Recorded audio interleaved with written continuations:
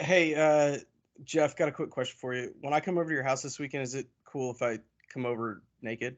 You ask this a lot, and not just because my relative, but no, it's not. Okay, can I borrow a t-shirt?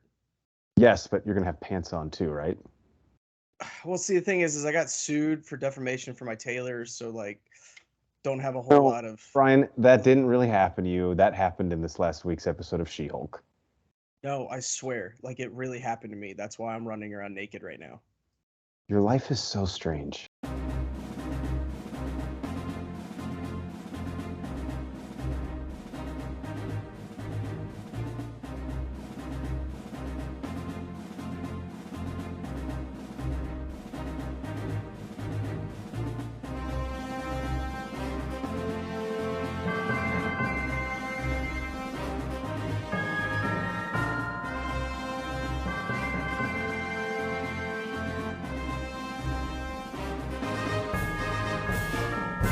Welcome in to the Bro Force Squad podcast, where we are just a bunch of bros drinking beer and watching TV and movies. I'm your host, the Mayor, Jeff Hornacek. Thank you guys so much for checking us out for our review of She-Hulk Attorney at Law, Episode 9, titled Ribbit and Rip It. I am joined by the mad scientist Brian Banner to review this episode as we do all of our television episodes using the four Bro Force Squad criteria, which is the acting, the story, our favorite scene, and then any theories and questions going forward. All right, Banner, I think maybe the best episode title of the season.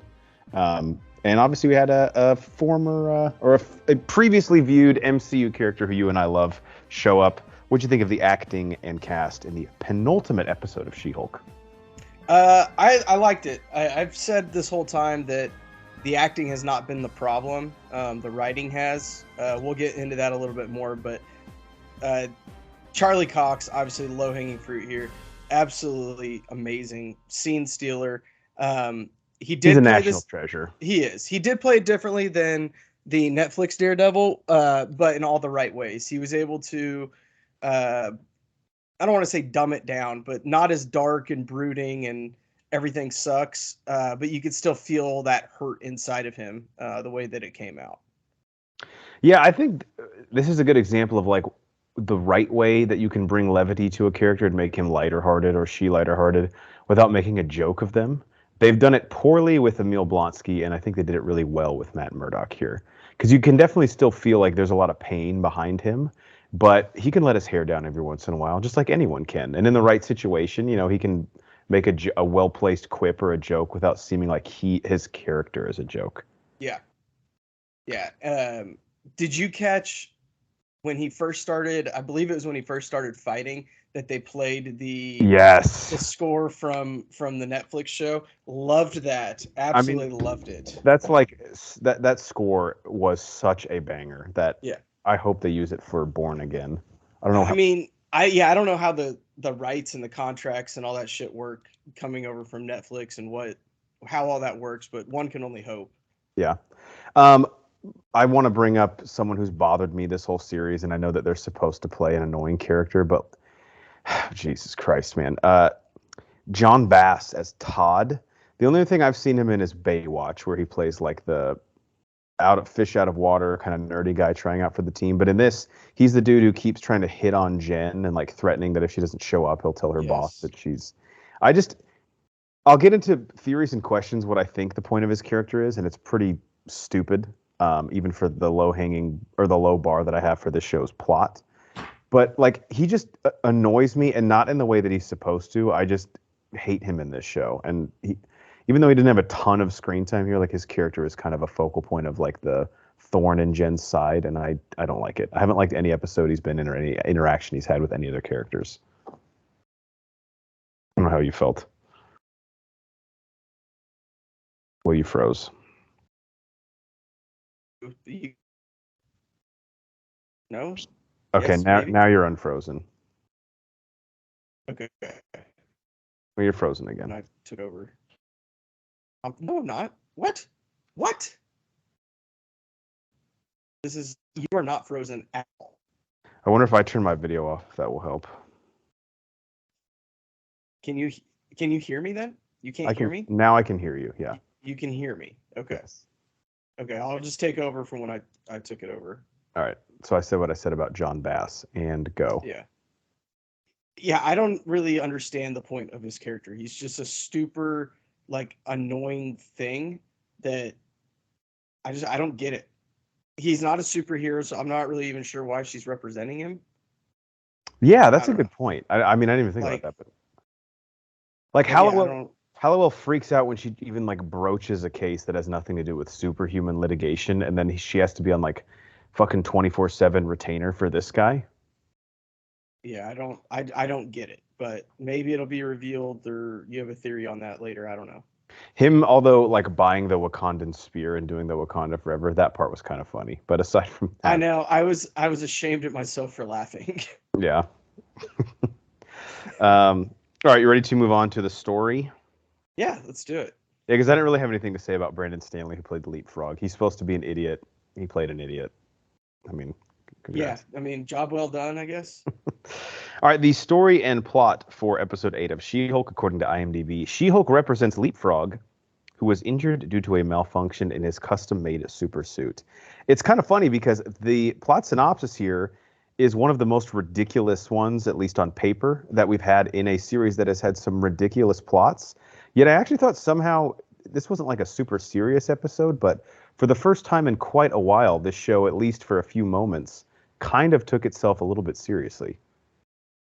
Yeah. And before we move on, can we both just admit I love the title of the episode? Ribbit or Rip Rip, It and Rip It. rip Yeah, it and rip it. Yeah. pretty That's genius. that's a good one. Yeah, I mean, this actually was like, hey, we may have a little bit of a story here, and let's build on something that we planted earlier in the season Yeah.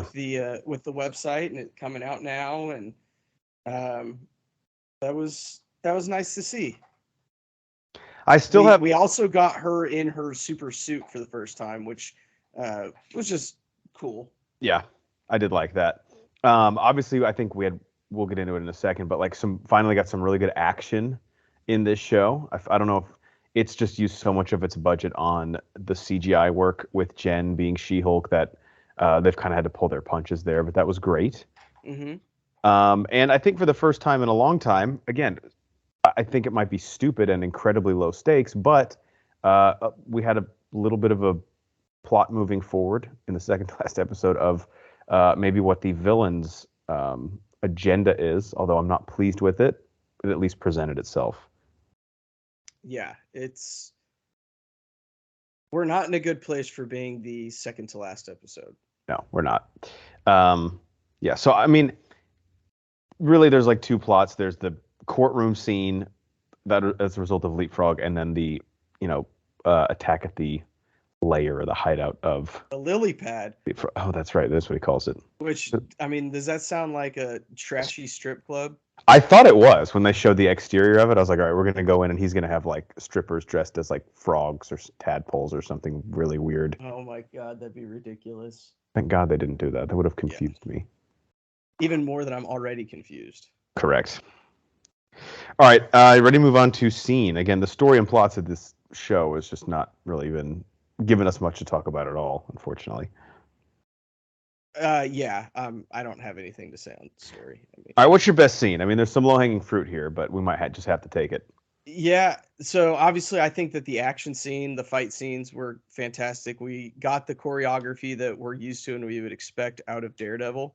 Um, just masterfully done. The spins, the kicks, the kind of parkour ninja stuff. It was great. Well done. They did a good job of mixing once She-Hulk came in of kind of having them battle like a traditional I have powers, you have powers, they're different. Mhm. How does one get the edge on the other? All of that worked really, really well for me. Did you like his suit? I don't think so. I don't think I did either. Yeah. It looked the helmet, and I think it's the helmet. I don't know if it's because it's gold or what, but it looks like a football helmet on him. Like it looks too big. Yeah, and I know in the old one, like there was the evolution. He pretty much started going out probably idiotically, but like with very little or no armor at all. Yeah. And then he sort of upgrades throughout the show. If Born Again is a prequel series, which would be very cool for this character, or they could just continue it. But he did mention that he had multiple suits made for him by this guy, by Luke Jacobson. That's so that right. could play. That could be it. Yeah, I had the same scene you had, although as cool as the action was, I think I really just enjoyed the moment of She-Hulk and Daredevil just conversing on the roof. Like about the difference between goons and henchmen, and then about like both of their power sets. Because as you pointed out, they're very different heroes, but they like Jen is just so inexperienced that even though she can do a lot more than Matt Murdock as Daredevil can, he's like, look, I should kind of be calling the shots here because I've actually been through the battles. I've had the bullets flying at me, literally and figuratively. Yeah.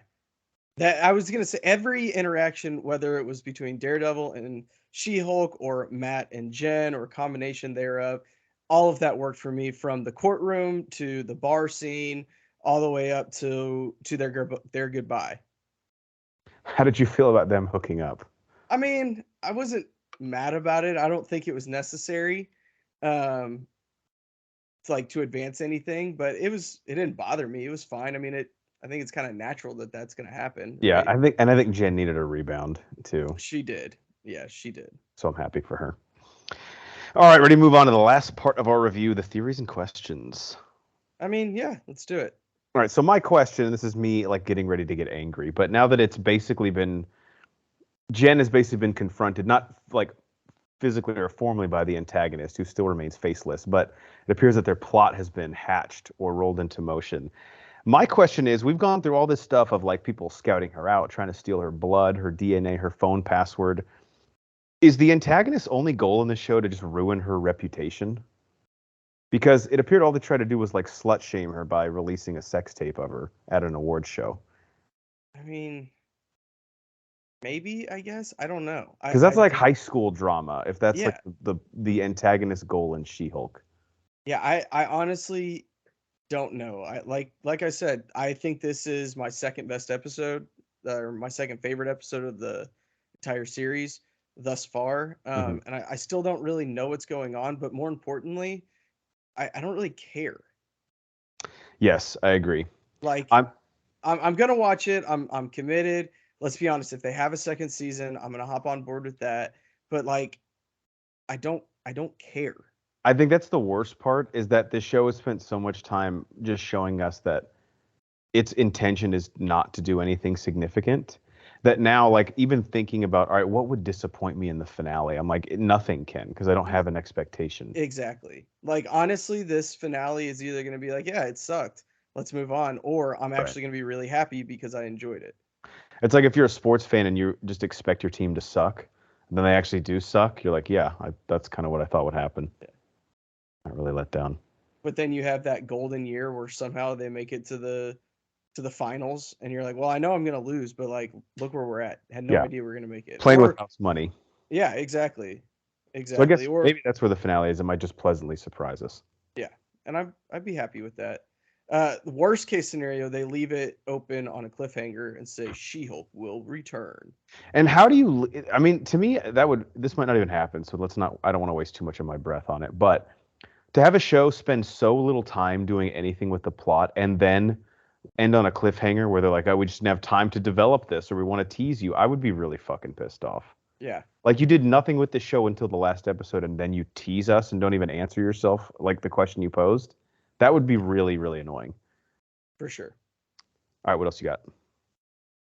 I mean, that's really it. Who's gonna be? I guess the actual villain is gonna be our monster of the week or guest star of the week.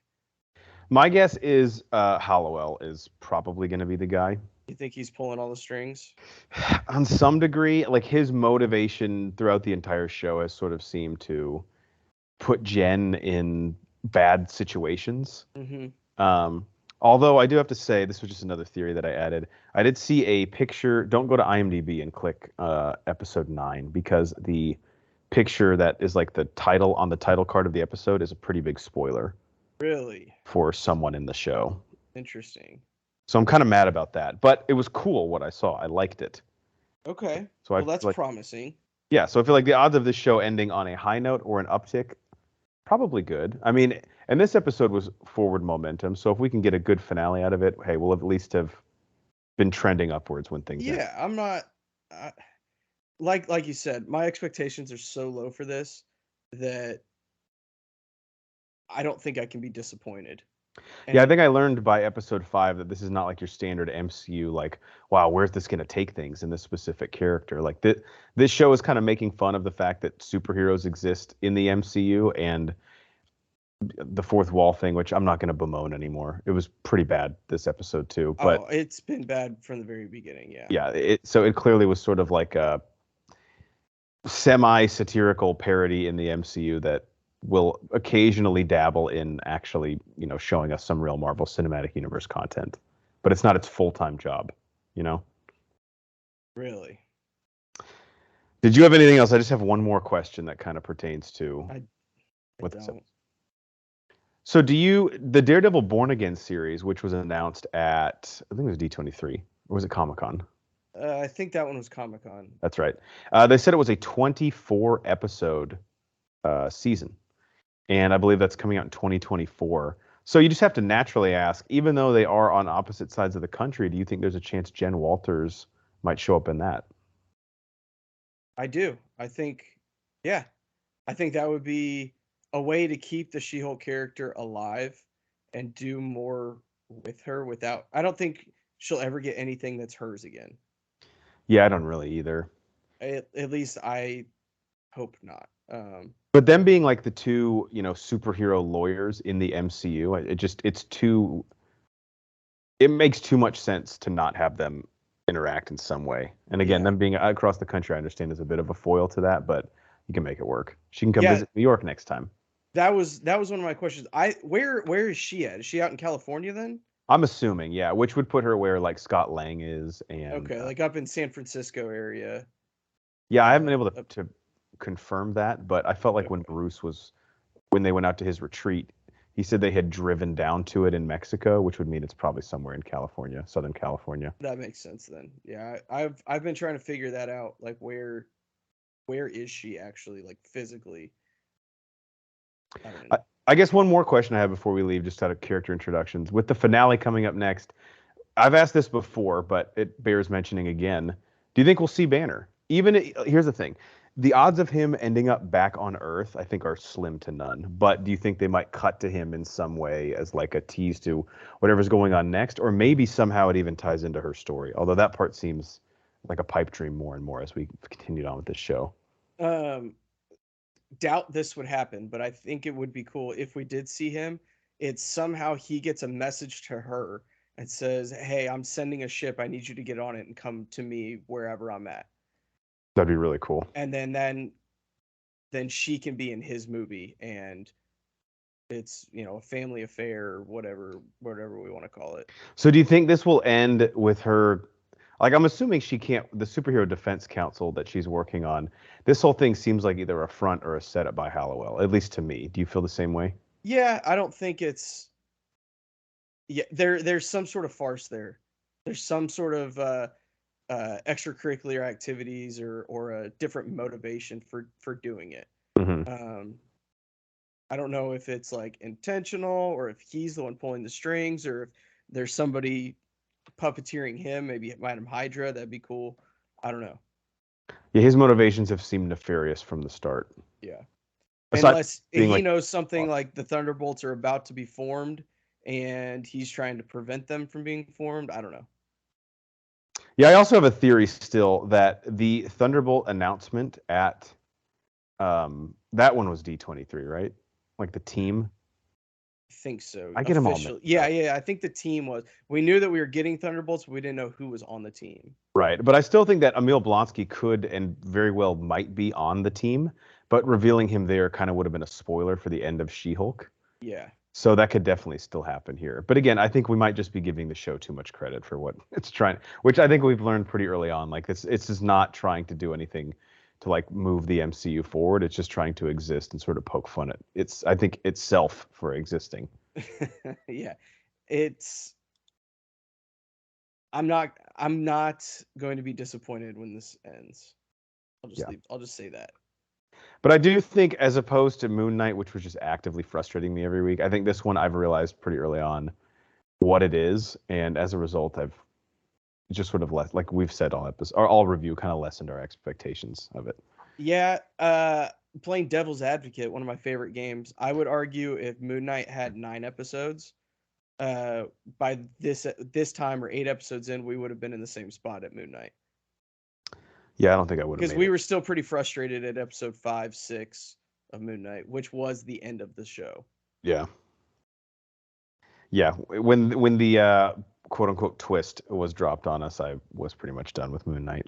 But Yeah. not to revisit that pain. Yeah. Thanks for reminding me. Sorry, man. All right, any closing thoughts? Again, we only got one more episode. No, I don't think so. I don't think I should say this here, but I'm really excited for Tales of the Jedi, and then obviously Bad Batch season 2 whenever the fuck it decides to come out. I think I'm kind of over the superhero stuff for a little while. Yes, I could use a little bit of a break, although I am sort of intrigued to check out Werewolf by Night, which I saw dropped this week. I might watch that. I didn't realize it wasn't a show. It's like an hour-long special. Yeah, and you know who directed it? No, who directed it? First time ever directing anything. Let me triple check this, but it's your boy Michael Giacchino. My boy, yes, that's awesome. Yeah, moved from composer to Michael Giacchino. First thing he's ever directed. Nice. Which is interesting. Good for him. I really want to check it out now. And it is canon in the MCU. Okay. Interesting. I have no expectations going to this because I have none of the source material I'm familiar with, so kind of excited. That's something else that's going to be new. Yeah, the trailer looked bizarre, but that's kind of what the MCU's doing in Phase 4, right? It's just being as eclectic as possible, and some of it works and some of it doesn't. Yep, let's throw a bunch of shit on the wall and see what sticks. Exactly. All right, for the mad scientist Brian Banner, I'm the mayor Jeff Hornacek. Thank you guys for checking us out. One more episode of She-Hulk next week. We hope you join us for our review of that. You can find us on Twitter at BroForceSquad. We're on YouTube, Spotify, Apple Podcasts, Amazon Music, pretty much anywhere you find your podcast. If you type in Bro Force Squad as 3 separate words, and then check out all of our content, our squad blog, and the countdown of our top 100 movies of all time list on our website, broforsquad.com. Till next time, we need to find Brian some new clothes since his tailor is... fine. I mean, it's not that cold yet. It's not the weather that's the issue. It's the exposure of your naked body.